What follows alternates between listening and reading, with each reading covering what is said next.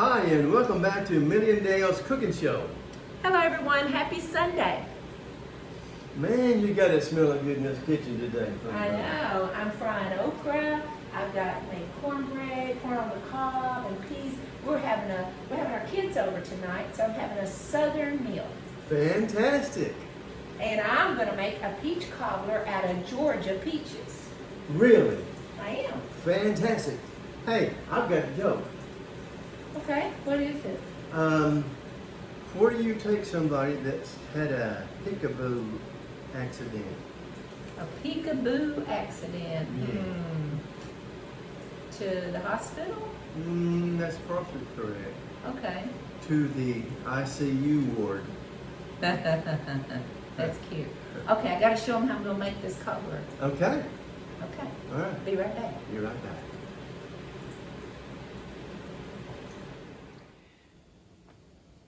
Okay, so I found this recipe for a peach cobbler, and I found two recipes, right? And so I combined them and made up my own, and I made it the other day. It was delicious, so I thought I would share it.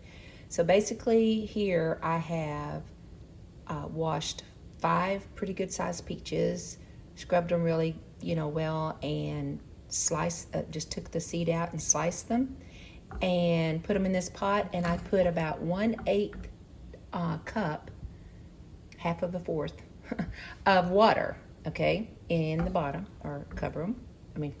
Just add it. And then I put a half a stick of butter, real butter, and I put a half a cup of granulated sugar and a half a cup of brown sugar, 1 teaspoon of some good old nutmeg, and a half a teaspoon of ground cinnamon. And then when this gets warm, okay, you just get warm and you don't really boil it, bring it to a boil. I'm gonna add a whole tablespoon of pure vanilla, and we shall see how this one turns out. And then I'll explain in just a minute about the crust. And you can see how this is like beginning just to make its own juice. Yeah, from that little 1/8 cup of water. And eventually this juice will pretty much cover these peaches. And I'm just, keeping it from sticking, but I've got it on really low heat. And it begins to make more and more juice. I'm not stirring it a whole lot, I'm just sort of moving around. Now this, just now, the juice is rising and it's coming up on top of my peaches, and I hear it, and it's not really boiling, it's just beginning to boil. So I just now added my tablespoon of vanilla, and it smells so good with this nutmeg and cinnamon and butter and brown sugar. Yummy. Now I'm just going to let this cool a little bit before I put it in my crust. So this has no cornstarch, no flour, just some yummy, good juice around these peaches. Okay, and I didn't peel the peaches. Makes it even better. Okay, I'm moving this back here so you can see it a little bit better, but you see how much juice I've got over those peaches. So now we're ready for the crust, and so I'm gonna make this in this, it's a Corningware. It's about 8 inches by 11. I don't have enough peaches and juice and crust to do the 9 by 13. So this is deeper than a regular pie plate, so you just want a deep dish. And sometimes I make my crust, but sometimes I use this super duper Pillsbury. These are in the dairy, and they're so easy, and they're really like homemade. So I'm gonna try this today just because I'm sort of in a hurry. And so they come in a roll. If you've never used them, I do not like frozen pie crust in a pan, so these are much better and more like homemade. Anyway, so they come in a roll. You take them out of the fridge and you just give them just like a minute or so, and then you can easily unroll them and roll them out. And so I've got one rolled out here, and what I'm gonna do is put this crust in here. Oh, but it's important, I sprayed my dish with some canola oil or some kind of cooking spray, you want to use that because that's going to help you stretch the crust. And we're going to try to, stretch this and make this fit and come up on the sides. I may have got it stretching too far here. There we go. And so we're just going to stretch the pie crust to come up on the sides, like so.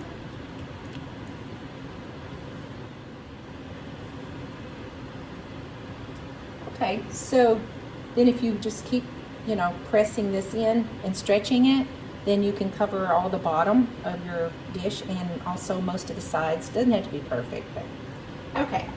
And then here's where we're going to make this look like a real southern cobbler, right? So we're going to take this other pie crust and we're going to just cut it into some small strips, just using a case knife. And I probably should have gone the other way so my strips would have been longer. But anyway, we can see. And you can always just sort of patch them. You just want them thin. And you want several of them. You want the whole crust cut into little pieces to make your lattice. And I've got this one a little too thick. Make it a little smaller. So we want several of these, but you don't want them too thin. Probably like about maybe a half an inch. Okay, 3/4, whatever. Okay, so now we got our peaches and juice here, and we're just gonna pour them in. Oh, that wonderful juice. Whoa, it smells so good with the cinnamon and the nutmeg and the butter, and it's gonna be juicy.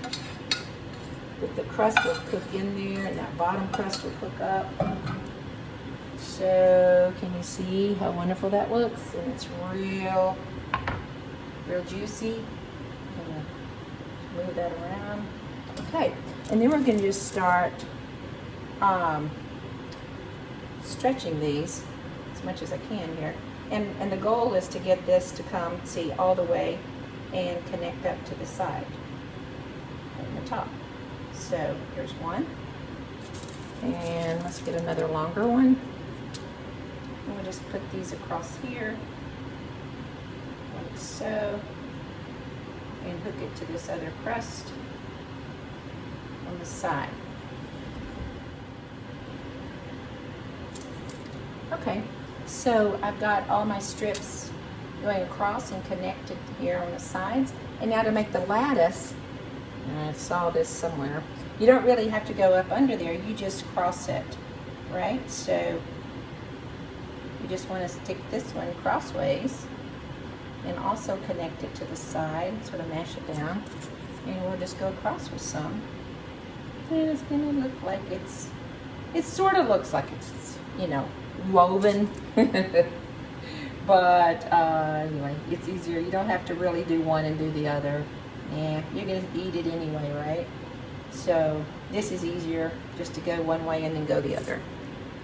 And I'm going to have a little piece of this one left. So you can always just break it off and use it for another one. And so bring this one over. Look at that, it's looking good. And one more or two. Actually, I'm going to cut this one and try to make me another one. Just sort of stretch it across, and if it breaks, it's okay. Whoops, that's not going all the way. Like I said, we're going to eat it, right? Eat it anyway. Okay, well, Millie's is not perfect here. Okay. Because we're just not perfect people, right? Okay. I didn't quite go all the way across. I probably should have cut this one a little thinner, but I'm just gonna lay that one there. Okay, you get the look here, right? Okay, let's stick it in the oven on 375 for 40 minutes, and we'll see how this goes. Hi, and welcome back to Millie and Dail's Cooking Show. Yeah, Dail, this came out of the oven. It's a little bit cool now, but it looks scrumptious, don't it? Oh, it looks delicious. Yeah, and now I have to tell everyone, when I made the homemade crust last time, the first time I ever made this, I will say that the crust was thicker this is a store-bought, pie crust. So I'm not sure how it's gonna taste, but you wanna just a little sample? Yes. Just little, because we gotta save it for the kids. Plus, I gotta make the homemade peach ice cream to go with it. Ready? Ooh, sounds so good. Okay, you get a little taste. Oh boy. And I'll taste this big spoon. Oh yeah. Peach cobbler. Taste the nutmeg, you The taste nutmeg, the cinnamon, the the butter. cinnamon, and the peaches. It's delicious. Well, I hope you all have a happy rest of your Sunday, and we'll be signing off. And Sundays are great when you have family over, right? Yeah, I just wish all my New Jersey family, our kiddos, were here too. Yes, you do. But we'll be excited to have the ones here. See ya. Bye-bye. Bon appetit.